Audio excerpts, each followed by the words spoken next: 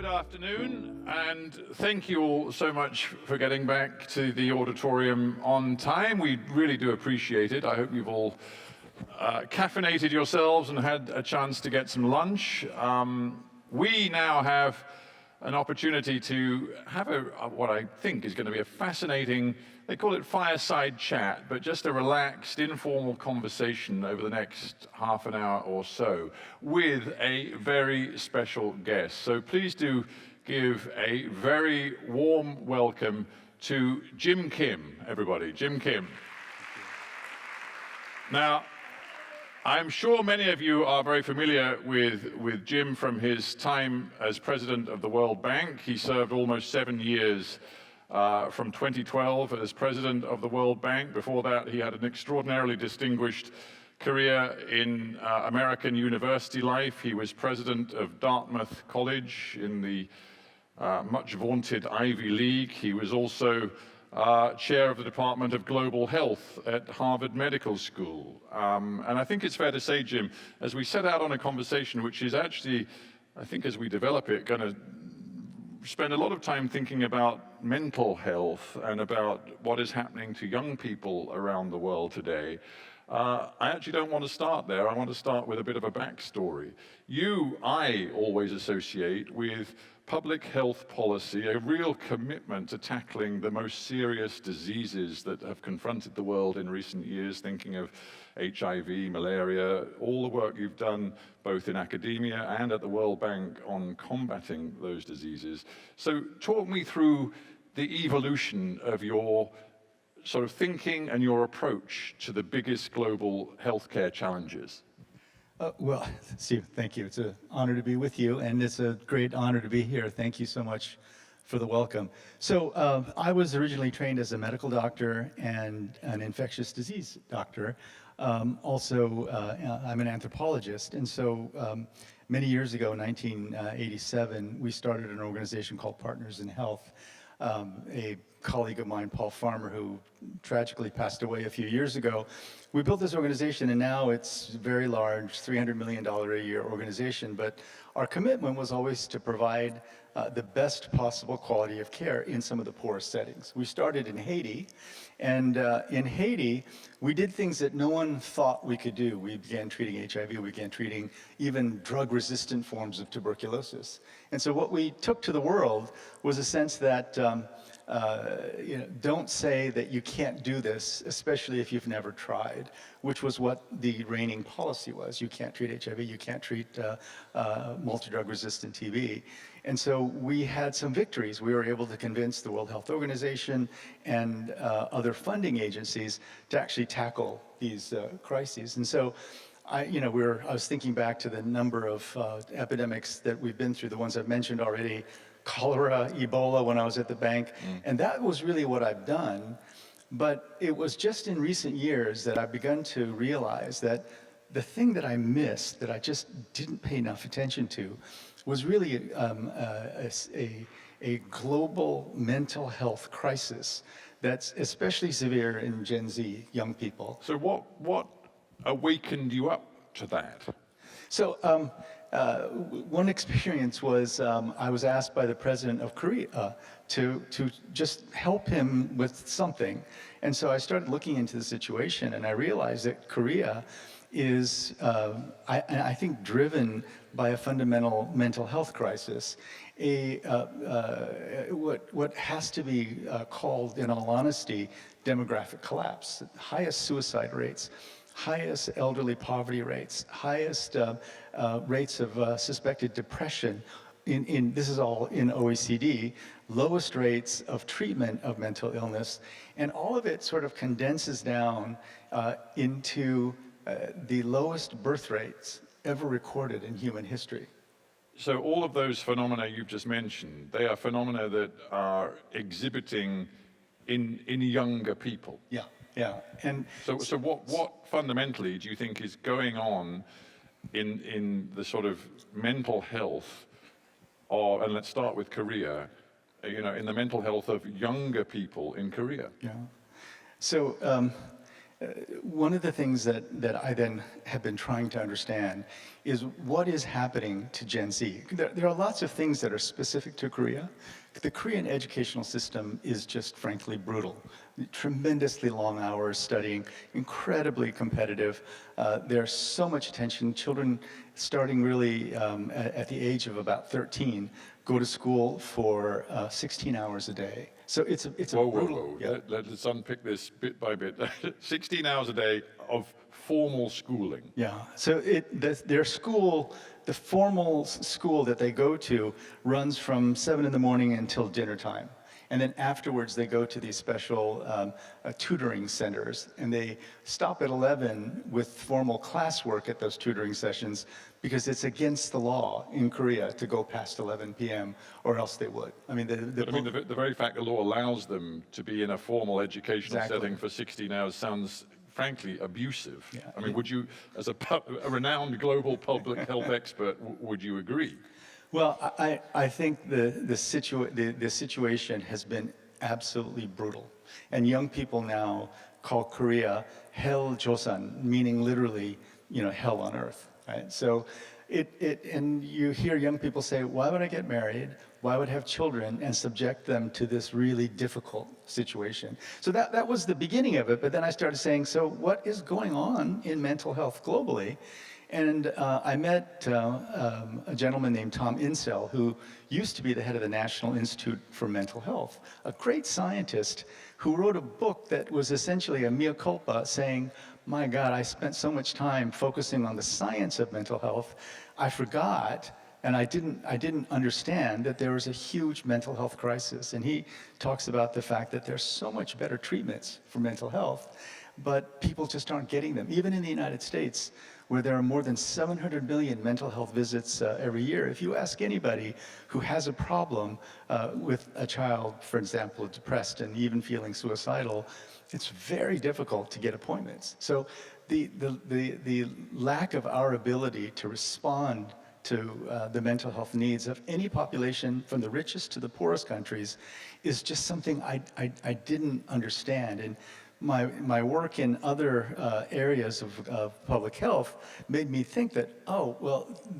it's time for something like a movement, which we had for some of the other infectious diseases, to really get on top of this. I guess the difference, to be very crude and blunt about it, as I am entitled to be as a layman amidst all of you experts, is that, it's much easier to sort of understand the immediate healthcare problem with somebody who is manifesting physical symptoms. And you are talking about a massive worldwide mental health problem that doesn't, in its first phases at least, manifest very obvious physical problems. So we've got to overcome that at the very beginning.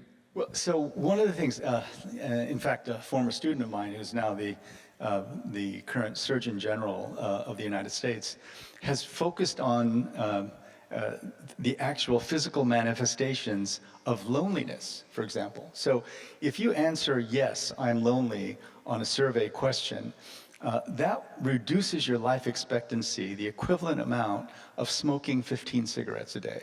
So a 3/4 pack of cigarette a day habit, of course, we all know that reduces your life expectancy, but loneliness does at exactly the same level. So, we may think. What is it doing to you then physically in the shortening of your expected lifespan?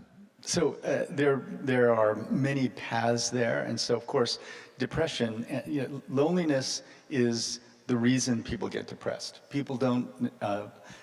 Some would argue, well, people are depressed because the world is in such terrible shape.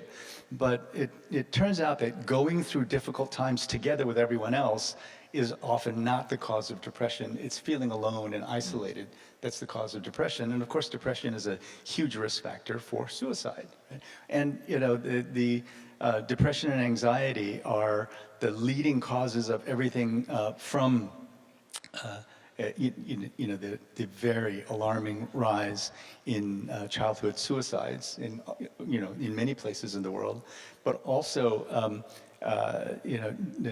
depression and anxiety are the greatest drags on economic productivity in the world. So there's many different ways that mental illness affects everything from economic life to your individual life expectancy. Right. Now, I suppose somebody skeptical of the argument might say, well, to take us back to Korea, the fact is Korea has been a highly pressurized society, certainly since, post the Korean War. Since the 1950s, it's been a society where young people have been inculcated with this duty to get on, to succeed, to absolutely study hard. Same with societies like Japan since World War II.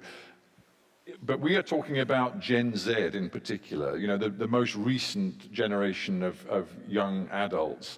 What is it about them? I mean, is there something about the technological context with Gen Z that has exacerbated pressures that were already there?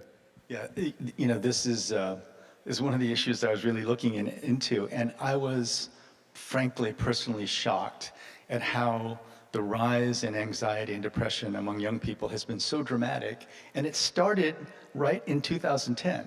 So all the numbers that you look at, if you look at what happened between 2010 all the way to 2023, and that's where we have the data for, the rise in anxiety and depression among the Gen Zers throughout the world has been absolutely dramatic, and it correlates exactly with the arrival of the iPhone 4, the front-facing camera. Right. The front-facing camera, and then with the advent of the rollout of high-speed internet access everywhere. Now, Korea, interestingly, was one of the most wired countries from the very beginning. Samsung is a Korean company. They came out with the front-facing camera in the same year, just a few months after the iPhone 4. And the evidence for the direct connection of social media, Instagram came out in 2011, was bought by Facebook in 2012. It just exploded as a medium, and it went from 5 to 10 million subscribers to 90 just in a couple of years. That the correlation between access to social media and these rising rates of anxiety and depression, I think, are just undeniable. So it was specifically the fact that children stopped developing and growing their brains, their neural connections through actual interaction with people, and then we're getting most of their interaction on their smartphones. I think the data for this now are just overwhelming. So your proposition then is that the smartphone generation is facing a set of mental health issues that public policymakers are going to have to respond to. Absolutely. And one of the questions is, how bad has the damage been, right? So the social psychologist Jonathan Haidt, in his amazing book, The Anxious Generation, points out that for millennia, human children have grown up in a particular way. You reach 90% of your adult brain size by the age of 5, but then between 5 and 20 or so, you are building all of these connections, and this was always done through play, which is synchronous. You're there at the same time. And it's social. It's social. In the most physical, tangible way. Exactly. And so they call it attunement, where you're trying to mesh with the people around you. You're taking turns. You're learning how to survive in a social context. And of course, for humans, that was critical. And I'm putting my anthropologist hat on. That's what allowed us to survive, in the age of saber-toothed tigers, the ability to work together socially. So that was a critical part of developing your brain. But if you switch that, and most of your time is spent online, that's asynchronous. It's done at different times, at different places, and it's performative. In other words, you're not actually interacting with people. You're seeing the performances of others and comparing yourself to that, right? And so it's especially severe in girls. And so the rates of attempted suicides have gone up just dramatically.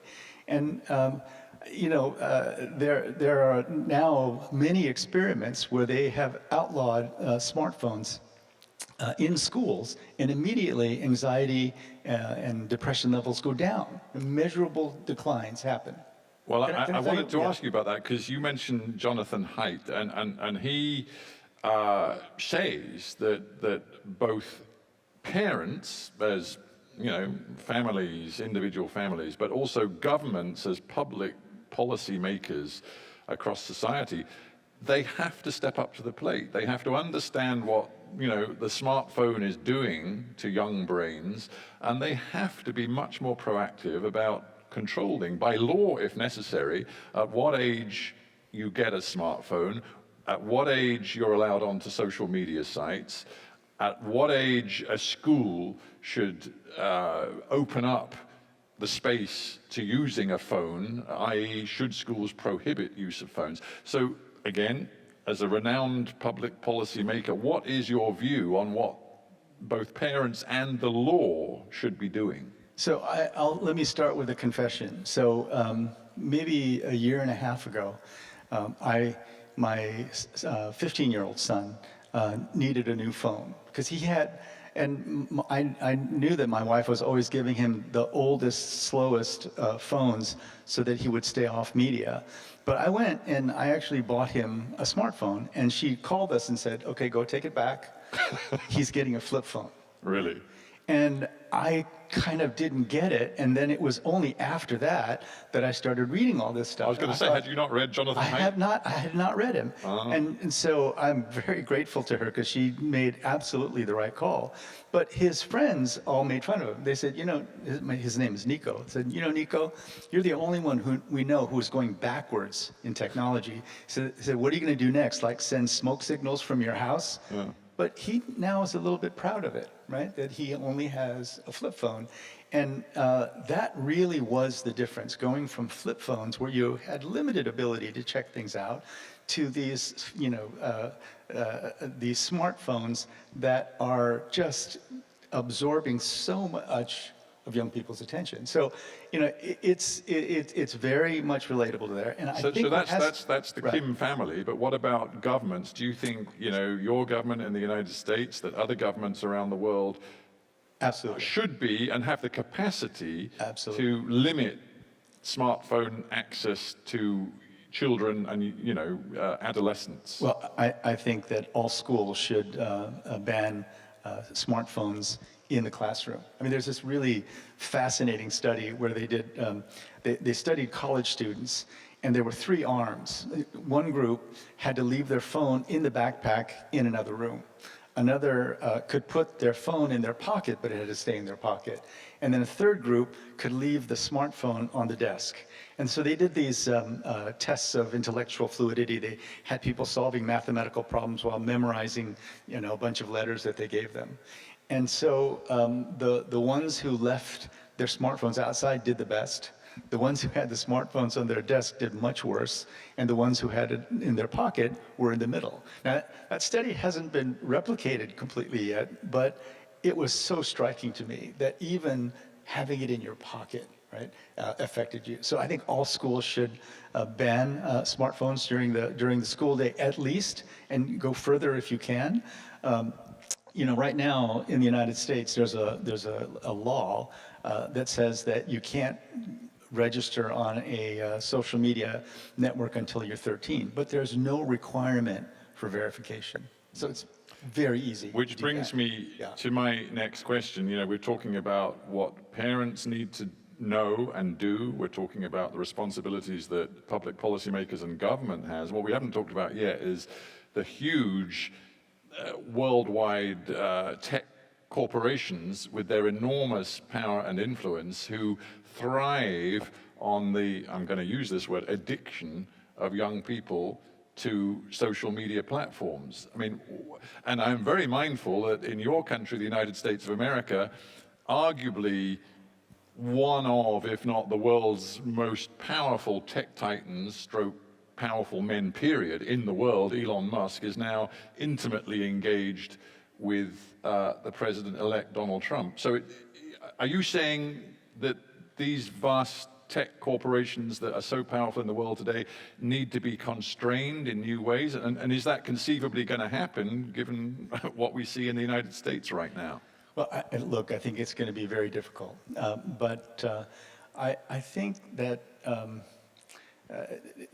getting our heads around this idea that human evolution and human development of young people has gone in a certain way for millennia and millennia and millennia, and then all of a sudden in 2010, just in 2010, the maturation process of adolescence was just completely turned on its head, and that you have all of this measurable pathology. I mean, successful suicides have gone up something like 180% among girls in the United States, right? So the unregulated nature of access to social media is having very specific effects. And I'm not sure how exactly to do it, but for example, just simple verification. There are methods of verifying how old somebody is, right? But it's not a requirement, so none of the social media companies are actually And they don't want it to happen. Of course, they don't want it to They want as many eyeballs as young as possible. And there's also now evidence coming out that discussions within these companies, they were actually talking about fundamental psychological principles of how you get people to get dopamine release right at the time that you get a retweet or right at the time that you get a like, and you're constantly checking for those things. And it's just classical sort of Skinnerian operant conditioning, right? So there's active thoughts. They're maximizing addiction. Exactly. And of course, what we've learned for years and years and years is that addiction follows market forces really quite nicely, right? Market forces are oriented in a way that has led to addiction in many, many examples. I just want to break off for a second, Jim.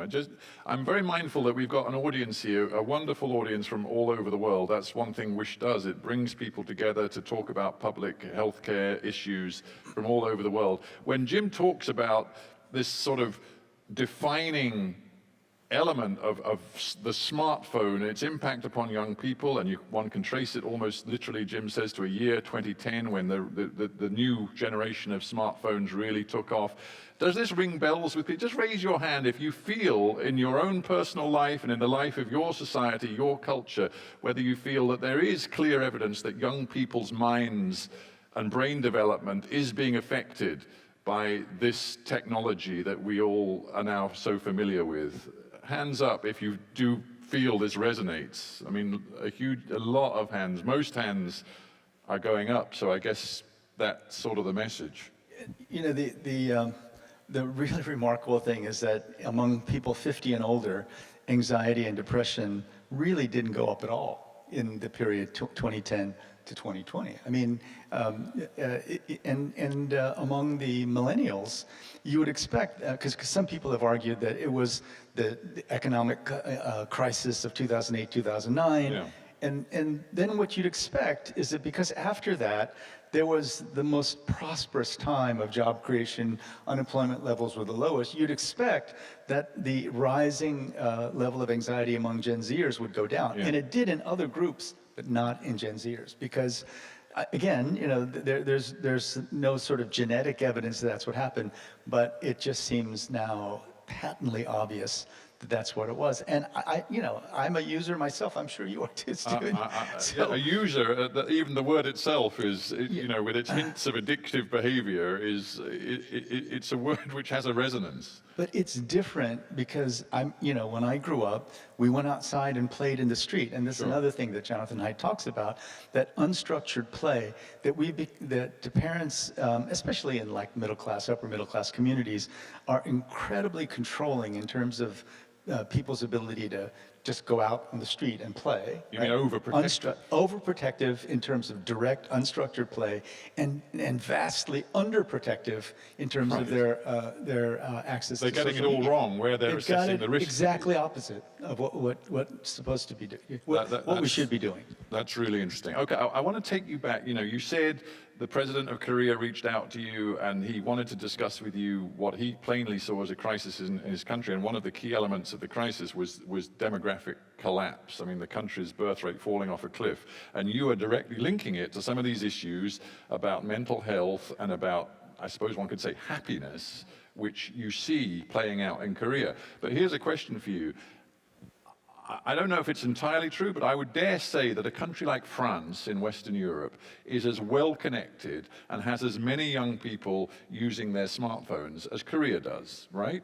But in Korea, the birth rate, and we were discussing this, the birth rate is now an astounding, I think, 0.69 or 7, which is so far below the basic replacement rate of 2.1. It means Korea's population is about to fall off a huge cliff.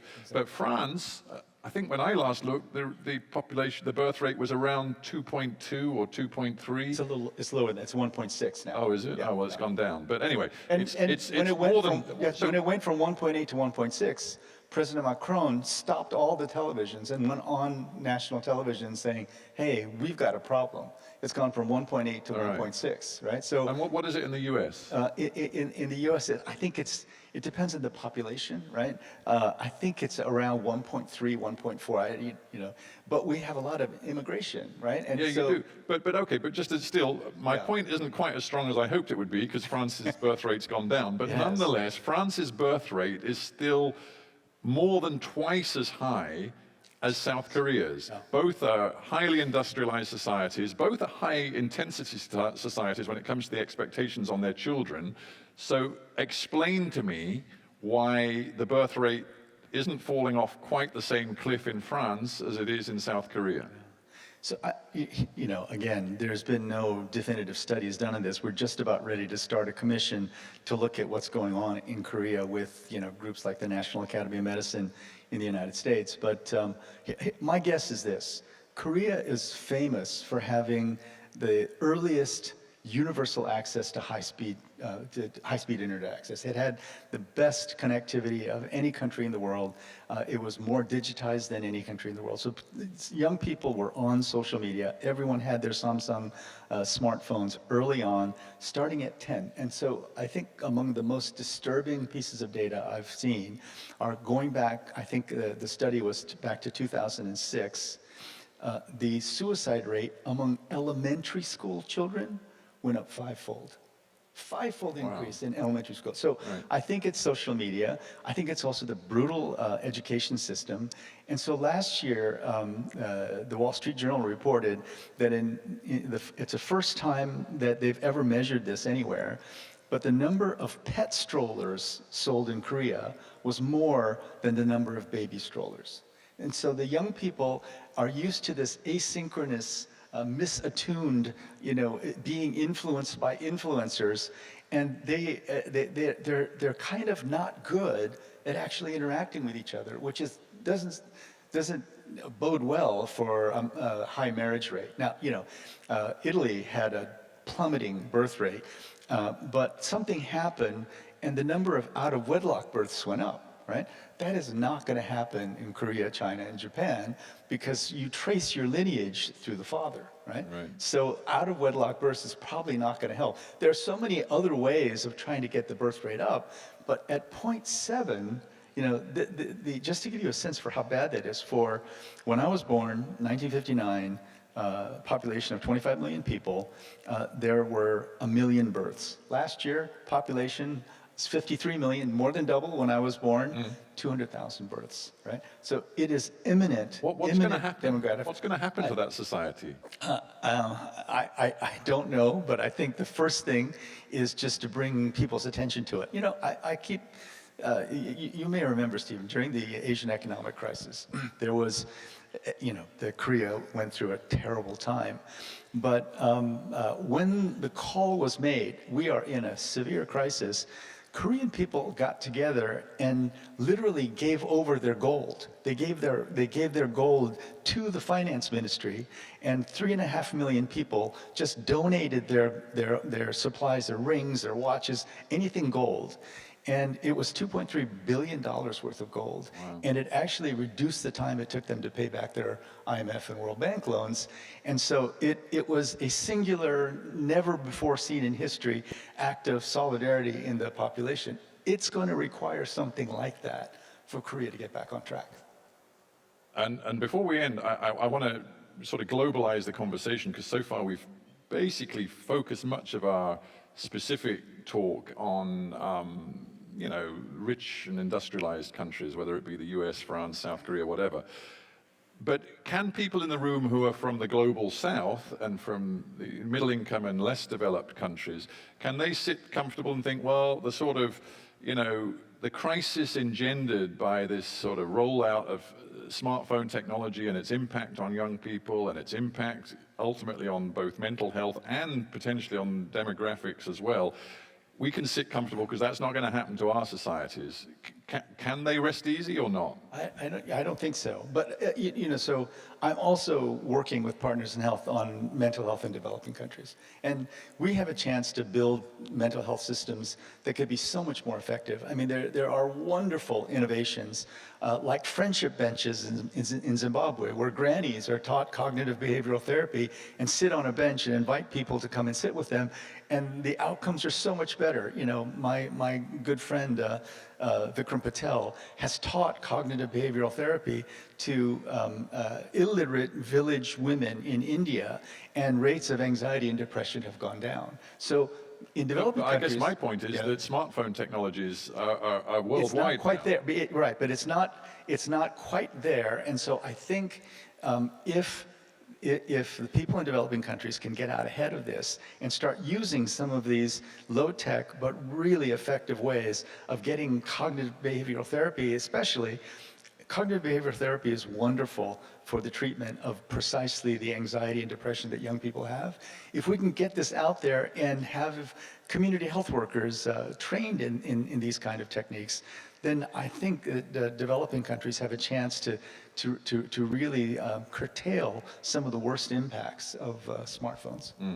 I'm working on it right now. It's an exciting time to see if we can really scale up much more quickly mental health care in the poor countries. It's urgent. It's urgent, absolutely. Absolutely. So we've got to be rooting for you. Thank you. Before we end, I just the host of Hard Talk rooting for me. I like that. Yeah. Before we end, I just want to have one more big thought with you, and it's kind of connected, but also it's taking us in a slightly different direction. But I think we should do it just because it's so topical. You, as we said at the beginning when you were talking a little bit about your backstory, you've been committed to working on global public health collective goods for a long time. And it requires international cooperation and collaboration, a commitment to serious funding that comes from government and non-governmental sources. And it involves essentially a sort of collective faith in the importance of public health, of working with the science, with the data, with the evidence. I wonder whether you are suffering a bit of a crisis of confidence in the ability of the world looking ahead to continue in that direction. There's no point getting too specific about what's happened in the United States or any other country, but what we see around the world are many prominent leaders who appear to question key sort of science tenets of public health that we've taken for granted for an awful long time. So what is your feeling today? Well, so just one specific experience. And so I was in the United States and actually working a lot on the COVID pandemic and the response to it. And the vaccine hesitancy had a huge negative impact. And so, I mean, the most basic data, if you want to understand the power of vaccines, is that the US has only 5% of the global population, but we had 20% of the deaths. And the overwhelming majority of the deaths happened in areas where there was vaccine hesitancy, and the people who didn't get vaccinated were much more likely to die of COVID. So, I think as a person who's been in academia or academia adjacent my whole life, we just have to recommit ourselves to continuously fighting back to get the real data out there. Do you think the fight's getting harder? It's getting harder because social media, people can use social media to just perpetrate the craziest ideas. And it feels, the whack-a-mole has multiplied. There are just so many moles coming up at the same time. But I see now, for example, at my alma mater, the brilliant dean of School of Public Health has built an entire unit focused on public health communications. Right? And I think that's not something that a lot of public health schools have done, but I think it's precisely what we need. We need the tools to fight back and actually give real information. I'm not quite sure how to do that, but that's why I'm here. That's why I'm talking about it, because this is serious. One good thing, Stephen, is that what I found is that in terms of finding potential allies and supporters and even donors, just about everyone I know is like 1 degree or less separate from somebody who really struggled with mental health, right? And so, because so many people have had this experience, it's kind of easy to make the case. And I can't tell you how many times I've given talks like this, and people came up to me and say, my aunt died of suicide, or my son's been struggling, and we can't find appropriate therapy. So because it's so close to so many people, which tells you how serious it is, I think we have a chance to build a constituency, as we did for other diseases, and move on this with much more seriousness, and I hope, financial backing and commitment. Well, you say that's why you're here, to keep getting that message out there. I'm pretty sure I speak for everybody when I say we're really glad you're here, because it's been really fascinating listening to you. So, Jim, thank you very much. Thank you. Ladies and gentlemen. Thank you, Stephen. Jim Kim, thank you so much. It's a real pleasure. Thank you, Jim. Ladies and gentlemen, there's a brief pause before we get to the formalities of the closing ceremony for Wish. So my advice to you would be, if you want to stretch your legs, please feel free, but don't go too far away, because in 10 minutes or so, you need to be back here for the formalities to begin. So just stretch your legs, and we'll see you soon.